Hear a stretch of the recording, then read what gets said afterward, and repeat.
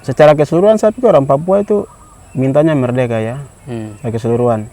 Namun yang tetap bertahan di Indonesia itu mereka yang punya kepentingan mungkin jabatan atau uang dan lain sebagainya. Tetapi kalau secara untuk orang asli Papua yang memang rakyat kecil, kemudian masyarakat akar rumput itu mereka memang mintanya itu merdeka. Kecuali mereka-mereka yang punya kepentingan di orang asli Papua yang punya kepentingan baru mereka bertahan dengan Indonesia. Seperti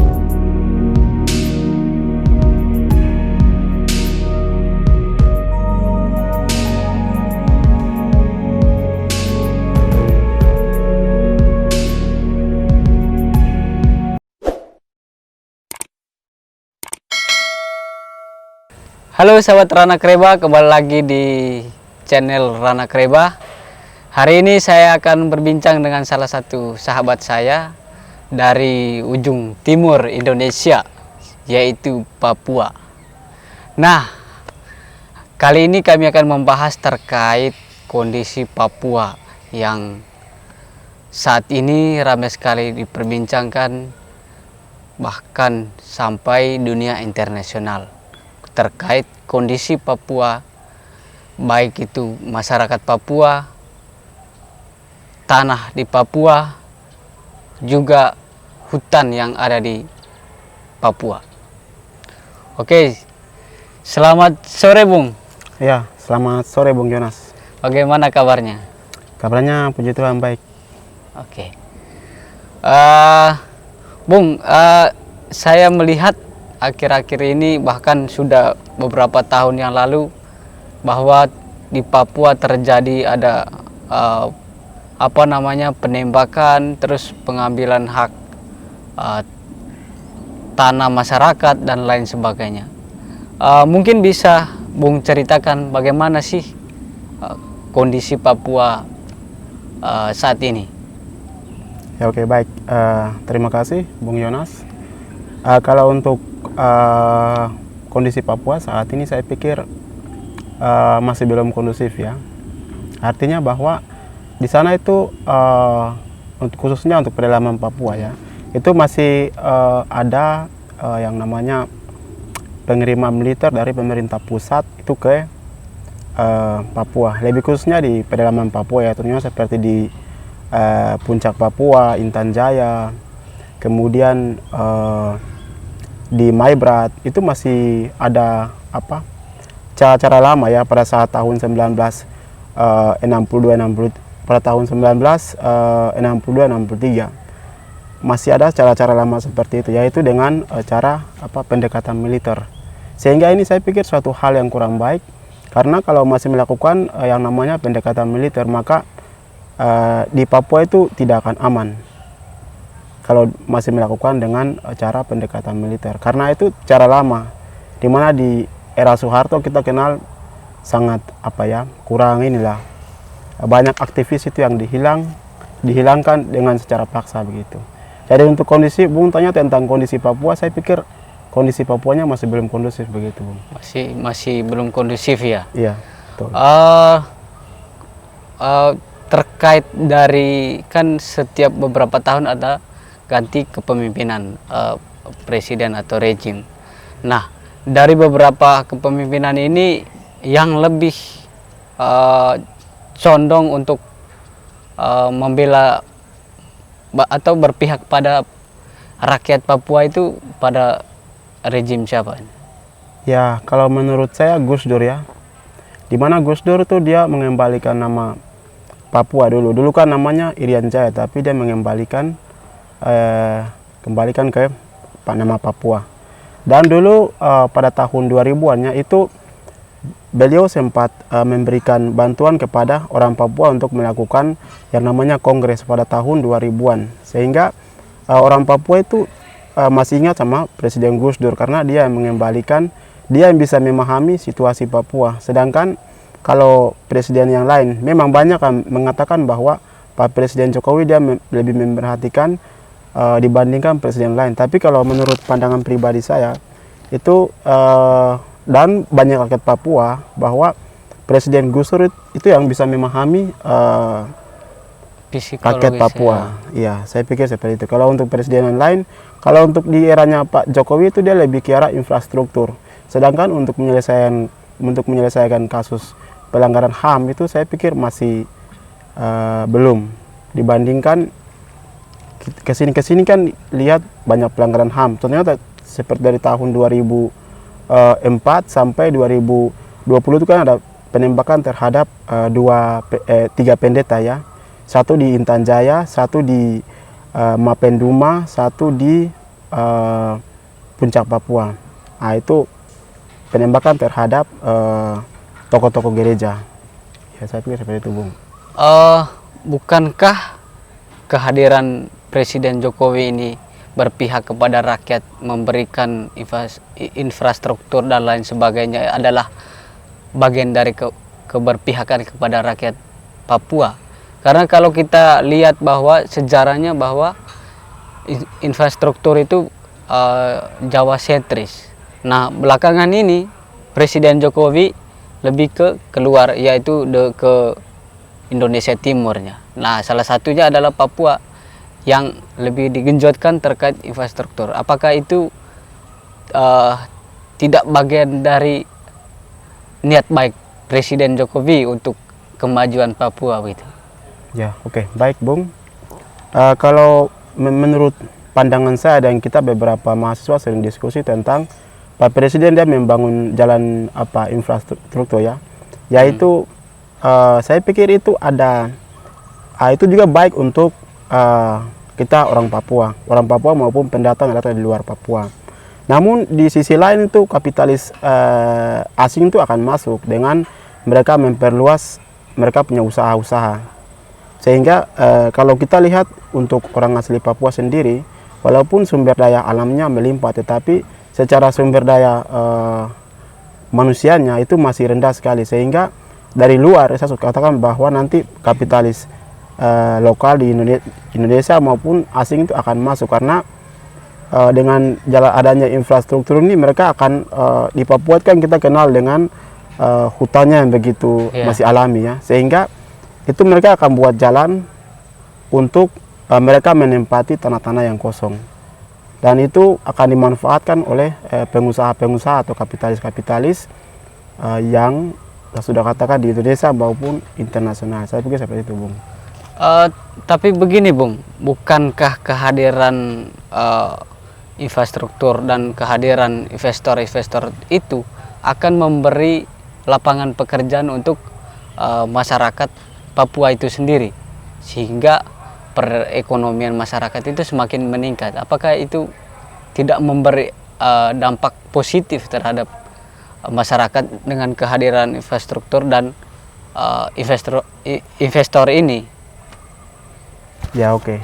Kalau kita berbicara mengenai apa nanti dampak kepada orang Papua seketika perusahaan atau PT-PT masuk ke Papua. Kalau untuk itu kita harus belajar dari PT Freeport. Di mana dampak dari PT Freeport? PT Freeport itu dulu tahun sebelumnya itu dia pernah PHK terhadap orang asli Papua. Contohnya dulu tahun berapa saya lupa. Tapi memang dulu tuh ada PHK terbesar di PT Freeport di Timika ya. Sehingga kalau untuk dampak kepada orang Papua saya pikir sedikit. Memang ada gunanya namun sedikit. Tetapi dia lebih menguntungkan tuh kepada kapitalis-kapitalis yang datang dari luar. Ya, dari luar maupun datang kapitalis yang ada di Papua. Ya, saya pikir seperti itu, Bung. Tapi kehadiran mereka di sana ada kesempatan nggak memberi kepada masyarakat asli Papua untuk bekerja di di perusahaan-perusahaan mereka, atau sama sekali tidak diberi ruang begitu? Ya, kalau kita lihat untuk pengusaha-pengusaha ya atau PT-PT, saya pikir memang ada orang PT-PT itu mereka memberikan ruang kepada orang Papua. Namun saya pikir di ruang-ruang terpenting atau tempat-tempat terpenting itu saya pikir orang Papua masih kurang, masih di macam buru-buru kasar begitu. Sedangkan yang tempat-tempat inti itu masih datang dari luar. Iya, betul. Kebanyakan dari wilayah barat lah. Kalau untuk kami wilayah Indonesia bagian timur masih kurang. Ya, mungkin saya pikir seperti itu, Bung. Oh, jadi persoalan memberikan kesempatan itu apakah tidak terlepas dari sumber daya manusia atau bagaimana? Ya, bagaimana Bung? Maksudnya terkait ini kan tadi Bung bilang bahwa memberi kesempatan tapi hanya di posisi-posisi tertentu, bukan posisi strategis, atau boleh dikatakan adalah bagian buruh kasar begitu. Ya, apakah itu tidak terlepas dari sumber daya manusia yang ada di Papua, maka mereka menempatkan mereka di seperti itu? Ya, oke, baik Bung. Ini saya pikir pertanyaan bagus ya. Kalau kita berbicara mengenai sumber daya manusia asli Papua sendiri, saya pikir sudah banyak orang asli Papua yang sudah siap bekerja. Contohnya seperti kita lihat banyak orang asli Papua yang kuliah di luar negeri ya. Salah satunya seperti Georg Gesa, yaitu fisikawan. Dulu dia pernah menjuarai di tingkat Asia atau internasional, yaitu namanya Georg Gesa ya. Dan masih banyak lagi selain Georg Gesa itu masih banyak lagi yang kuliah di luar maupun di Indonesia, di Papua. Namun kalau secara sumber daya manusia itu saya pikir orang Papua siap. Cuma saya pikir ada permainan tertentu yang dimainkan oleh kelompok-kelompok tertentu. Saya tidak bilang pemerintah, tetapi ada kelompok-kelompok tertentu yang bermain untuk tidak memberi kesempatan. Tidak memberikan kesempatan kepada orang asli Papua. Saya pikir seperti itu, Bung. Bung, akhir-akhir ini di media massa banyak sekali perbincangan terkait di mana ada para elit dari Jakarta yang melakukan penambangan di sana dan lain sebagainya. Nah, alhasil saat ini Haris Azhar dan Fathia menjadi tersangka terkait mereka menyampaikan informasi terkait situasi Papua saat ini. Nah, melihat kondisi Papua saat ini, sudah berapa banyak tanah yang diambil oleh para investor atau para asing dari tanah-tanah Papua itu? Ya, oke, baik Bung. Kalau kita lihat yang pengusaha dari itu bukan hanya pengusaha dari Indonesia ya, tapi di luar dari Indonesia juga ada. Kalau tadi Bung tanya tentang pengusaha-pengusaha orang-orang elit di Indonesia, ini memang ada. Seperti Bung tanya tentang kasus dari Haris Azhar dan Fathia ya. Itu mereka juga sudah punya bukti dan mereka sudah memberikan masukan, memberikan bukti-bukti ke kepolisian. Namun dari kepolisian pun mereka tolak, tidak tahu tuh ada apa. Namun dari situ mereka memberikan ada salah satu lembaga yang lebih tinggi lagi supaya untuk menyelesaikan persoalan ini lebih mudah, begitu, tidak berpihak ya. Jadi di negara ini ada yang bermain begitu sehingga semua pengusaha-pengusaha yang di Papua itu mereka ada kelompok tertentu yang kendalikan begitu, dan mereka usaha secara ilegal itu di Papua sangat banyak sekali. Ya. Bung, Haris Azhar ini kan selalu memperjuangkan hak-hak orang Papua ya. Ya, nah, melihat saat ini Haris Azhar menjadi tersangka, apa tindakan dari masyarakat Papua terhadap hal itu? Tindakan itu bersifat dukungan dari orang Papua ya. Ya. Jadi bersifat dukungan dari orang Papua. Kami rakyat Papua itu memang mendukung kepada Haris Azhar dan Fathia. Namun kami hanya rakyat kecil. Karena ini masalah itu adalah ada beberapa pejabat negara. Sehingga mungkin kami di sini hanya mungkin berupa dukungan kepada kami itu, kepada Haris Azhar dan Fathia itu kami biasa posting foto, kemudian status di WA, kemudian di Facebook, IG dan lain sebagainya. Itu berupa dukungan terhadap Haris Azhar dan Fathia dari kami rakyat kecil. Karena ini masalah yang lebih di atas ya, jadi kami rakyat kecil mungkin bisa menyampaikan aspirasi di tempat umum atau begitu. Tapi untuk saat ini saya pikir ada beberapa yang sudah menyuarakan tentang ini ya, Haris Azhar dan Fathia di Papua. Namun untuk di kalangan mahasiswa di se-Jawa dan Bali kayaknya masih belum ada. Tapi untuk memosting, tadi saya sudah katakan bahwa memosting foto dan kita berupa dukungan melalui media itu biasa. Ya, seperti itu, Bung. Bung, sekarang ini kan sudah banyak pembangunan di sana.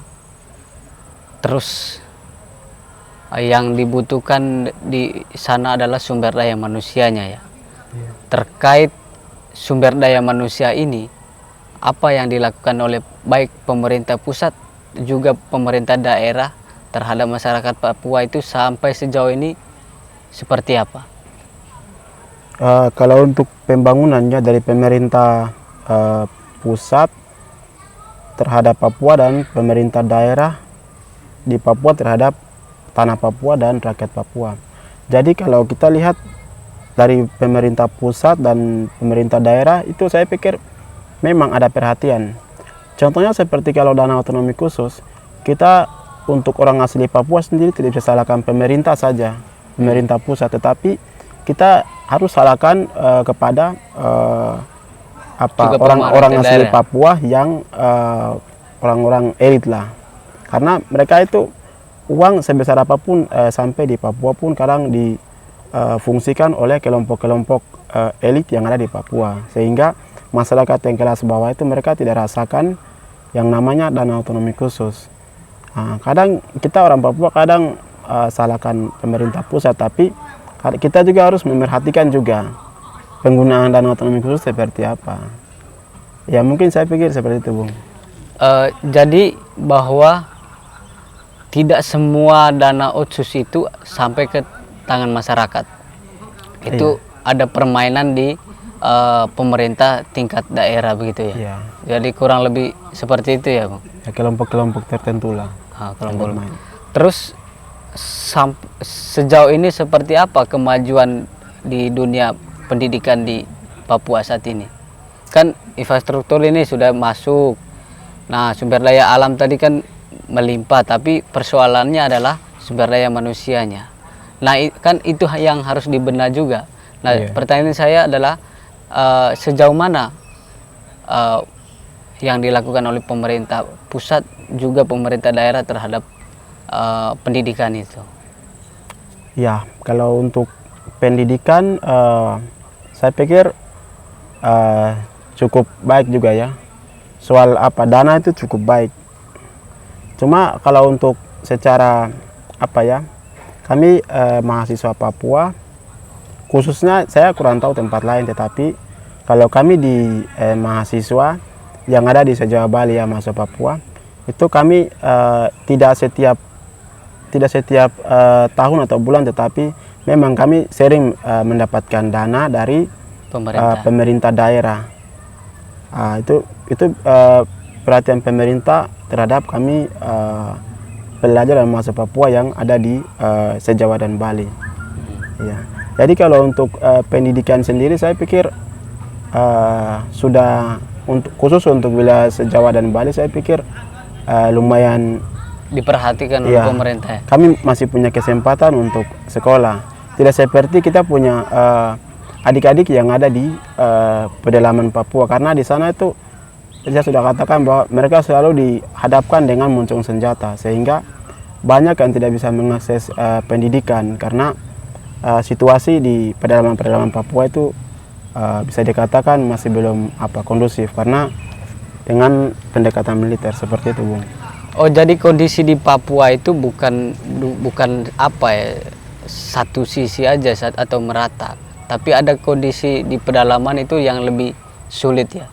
Yang sulit menjangkau pendidikan, juga akses jalan infrastruktur juga sulit. Iya, betul, Bung. Nah, terus apa langkah pemerintah daerah di sana terkait melihat situasi masyarakat di pedalaman itu masih kondisi-kondisi seperti itu? Ya, kalau saya pikir ada perhatian dari pemerintah daerah terhadap masyarakat asli yang mengalami bisa dikatakan ketidaknyamanan karena militer ya. Itu memang pemerintah daerah itu punya perhatian. Tapi pemerintah daerah itu, ini menurut pandangan saya itu kemungkinan tuh mereka juga mengalami diskriminasi dari pusat, sehingga mereka mau menolong warga atau masyarakat yang di pedalaman Papua itu, mereka juga pikir-pikir begitu. Ya saya pikir seperti itu, Bung. Ini menarik. Apa yang membedakan yang di kota di Papua dengan di pedalaman? Tadi Bung bilang bahwa ada diskriminasi di situ. Iya. Nah, pertanyaannya apa yang mendiskriminasikan terhadap masyarakat yang ada di pedalaman ini? Ya, kalau kita baca di salah satu buku ya, yaitu kekerasan militer, salah satu buku yang ditulis oleh Pak Socrates Yoman ya. Ini kita bisa lihat buku ini, penulisnya itu Socrates Yoman. Jadi Socrates Yoman ini dia adalah seorang gembala ya. Judul bukunya itu Kami Bukan Bangsa Teroris. Judul bukunya itu. Dalam buku ini menuliskan tuh di negaranya ada kelompok garis keras, sehingga bagaimanapun situasi Papua itu tidak akan aman karena ada kelompok garis keras ini. Sehingga militer pun di pedalaman Papua itu terus ada karena semua itu dikendalikan oleh kelompok garis keras ini. Saya pikir seperti itu, Bung. Nah, ya kelompok garis keras ini kenapa sampai mereka diskriminasikan terhadap orang-orang di pedalaman ini? Apa dasarnya sampai mereka akan melakukan itu? Pasti punya dasar lah, punya tujuan-tujuan tertentu itu. Betul.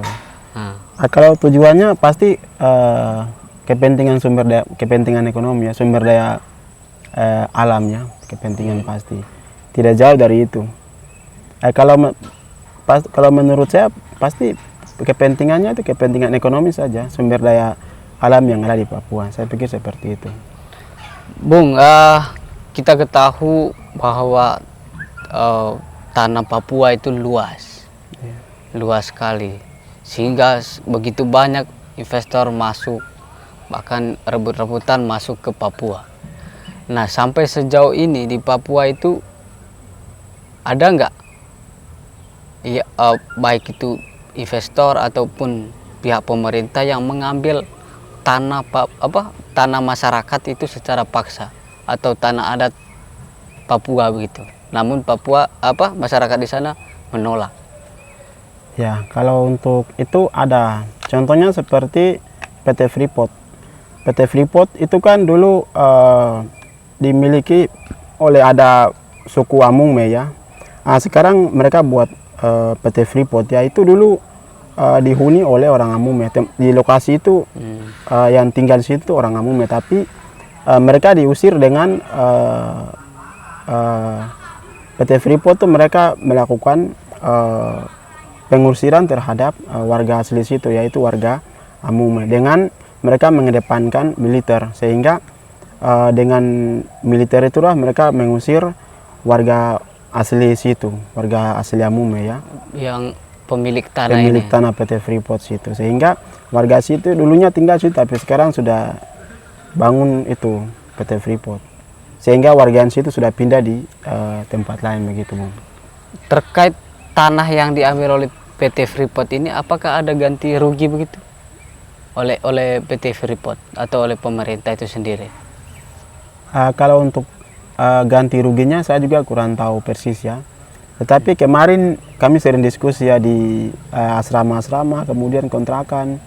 Memang kemarin juga kami sempat diskusi dengan mahasiswa Mimika ya di Surabaya. Memang ada perhatian, dulu tuh memang ada perhatian dari PT Freeport. Namun kesini tuh tidak ada, jarang begitu, jarang ada perhatian dari PT Freeport. Sehingga kemarin kami sempat diskusi itu, katanya di PT Freeport tuh ada penambahan militer lagi di setiap sudut-sudut ya di sekitar PT Freeport. Ya mungkin seperti itu, Bung. Tujuan penambahan militer ini apa, Bung? Tujuan tambahannya militer di area PT Freeport yang pastinya untuk mereka mengamankan itu PT Freeport di area situ, supaya tidak ada gangguan dari kelompok luar begitu, mungkin OPM atau kelompok-kelompok tertentu, supaya PT Freeport ini dia operasi dengan mulus begitu, Bung. Nah, ini menarik OPM. Ini belakangan ini kan ramai sekali juga berbicara tentang OPM, bahwa OPM di tanah Papua melakukan penembakan terhadap warga sipil di sana, juga aparat yang bertugas di sana. Nah, pertanyaannya gini, Bung, apa benar OPM itu melakukan penembakan terhadap masyarakat sipil Papua di sana? Ya, kalau untuk OPM mereka menembak warga sipil. OPM itu juga punya aturan ya, tidak mungkin mereka tembak warga sipil tanpa sebab. Mereka bisa tembak warga sipil asli orang Papua itu apabila mereka itu menjadi pengkhianat perjuangan Papua, itu yang mereka bisa tembak. Kalau mereka tidak pengkhianat atau mereka punya pandangan itu baik, maka OPM tidak mungkin tembak kepada warga sipil orang asli Papua ya. Kalau untuk penembakan terhadap TNI atau militer Indonesia itu sudah pasti ya. Tembak-menembak antara TNI dan OPM itu sudah pasti. Tapi kalau menembak pendeta, menembak warga sipil itu dan lain sebagainya tidak mungkin, kecuali ada sebab akibat kan, sebuah masalah. Seperti itu, Bung. Nah, ini kan sesama masyarakat Papua. Kenapa sampai OPM ini melakukan penembakan terhadap sesama masyarakat Papua itu? Ya, kita lihat ya, dulu perjuangan Indonesia pun ada yang namanya, yang pastinya yang pengkhianat itu pasti mereka akan menembak atau mereka bisa menghilangkan nyawanya. Dan begitu pun sekarang di Papua, apabila dia itu menjadi pengkhianat perjuangan, pasti dia akan ditembak atau dihilangkan dari bumi sementara ini, seperti itu.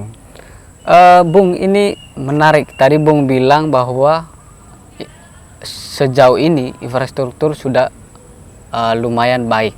Terus perhatian terhadap dunia pendidikan juga cukup bagus.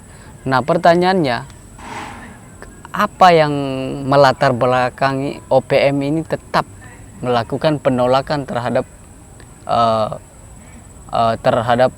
atau mau membebaskan diri dari Indonesia gitu? Ya, mungkin latar belakangnya itu kita lihat dari tahun 1962 tahun 1963 ya, di mana dulu integrasi Papua ke dalam NKRI tidak mulus ya. Kalau kita lihat ke belakangnya dulu, PPRA tahun 19 PPRA itu penentuan PPRA penentuan pendapat rakyat ya, rakyat Papua. Itu dulu tidak mulus, di mana PPRA itu dimenangkan oleh ABRI ya. Itu tidak demokratis. Itu dulu ada sekitar berapa ribu ya, dari 8.000 orang Papua yang dilibatkan hanya 1028 orang itu yang ikut terlibat dalam PPRA itu. PPRA ya, penentuan pendapat rakyat itu. Sehingga latar belakang dari perjuangan Papua itu karena banyak persoalan, tapi yang terutama mungkin karena dulu PPRA itu kan terbentuknya OPM ini juga kan karena mereka tidak puas dengan PPRA itu, sehingga lahirnya sebuah pergerakan dan mereka melakukan perlawanan dengan menampilkan simbol negara, kemudian mereka melawan dengan senjata dan lain sebagainya. Ya, saya pikir seperti itu, Bung. Jadi di Papua itu bisa dikatakan ada dua kubu ya. Ada yang sepakat dengan tetap bertahan dengan NKRI, ada yang tidak sepakat dengan bertahan dengan NKRI. Ya, saya pikir menurut pandangan saya pikir yang tidak sepakat untuk secara keseluruhan, saya pikir orang Papua itu mintanya merdeka ya, keseluruhan. Namun yang tetap bertahan di Indonesia itu mereka yang punya kepentingan mungkin jabatan atau uang dan lain sebagainya. Tetapi kalau secara untuk orang asli Papua yang memang rakyat kecil, kemudian masyarakat akar rumput, itu mereka memang mintanya itu merdeka. Kecuali mereka-mereka yang punya kepentingan di orang asli Papua yang punya kepentingan, baru mereka bertahan dengan Indonesia. Seperti itu, Bung. Bung, bukankah sudah cukup ketika pemerintah sudah memberi infrastruktur, terus memperhatikan dunia pendidikan? Kenapa masih saja ada masyarakat Papua yang mau keluar dari NKRI? Oke, baik. Kalau Bung bertanya seperti itu, saya pikir kita lihat persoalan di Papua ini kan banyak ya. Bukan hanya pelanggaran HAM, bukan hanya pelanggaran HAM oleh militer, tetapi di sana tuh banyak masalah ya yang harus diselesaikan oleh pemerintah Indonesia. Sehingga orang Papua itu merasa bahwa tidak puas. Orang Papua itu tahu ya sejarah dulu ya, sejarah di mana PPRA tahun 1969 ya, di mana situ dimenangkan oleh ABRI. Sejarah itu orang asli Papua juga tahu bahwa pada saat itu tidak demokratis, sehingga Indonesia pun sudah gagal mengindonesiakan orang asli Papua. Dan masyarakat juga sudah tahu PPRA tahun 1969, sehingga menurut pandangan saya sampai kapanpun itu orang Papua pasti mintanya merdeka, seperti itu, Bung. Jadi sampai kapanpun ya? Iya, sampai kapanpun. Kalau misalkan pemerintah memberi infrastruktur, pendidikan, perhatian pendidikan, dan memberikan kenyamanan, apakah itu tidak cukup? Kalau untuk itu saya pikir sudah terlambat ya. Artinya bahwa banyak pelanggaran HAM di Papua itu yang belum diselesaikan. Contohnya seperti di Mapenduma ya, Mapenduma tahun 19 Mapenduma itu di Induga ya, itu tahun 1995-96 itu kemudian tahun 1998 di Biak Berdarah ya, itu banyak pelanggaran HAM itu masih belum diselesaikan, sehingga luka itu boleh sembuh, tetapi pasti ada bekasnya. Sehingga saya pikir selama masih ada masalah-masalah dulu belum diselesaikan, saya pikir orang Papua tetap minta merdeka. Saya pikir. Jadi intinya masalah-masalah masa lalu itu pemerintah harus menyelesaikan hal itu, baru masyarakat Papua tidak mau keluar dari NKRI. Ya itu pun pentingnya ya, bahwa masalah-masalah masa lalu harus diselesaikan oleh pemerintah. Iya, tapi menurut saya mungkin sudah terlambat, Bung. Ya. Sudah terlambat untuk mengindonesiakan orang Papua, karena orang Papua itu sudah paham sejarah, kemudian ketidakadilan di Papua itu orang Papua sudah paham, sehingga nasionalisme dari orang asli Papua itu sudah sangat kelihatannya di pedalaman maupun di kota-kota di besar itu. Nasionalisme dari orang asli Papua untuk merdeka itu sudah sangat kelihatan sekali, sehingga orang Papua mereka pasti minta merdeka. Saya pikir seperti itu, Bung. Oke, Bung, tadi sudah kita banyak perbincangkan berkait situasi di Papua saat ini.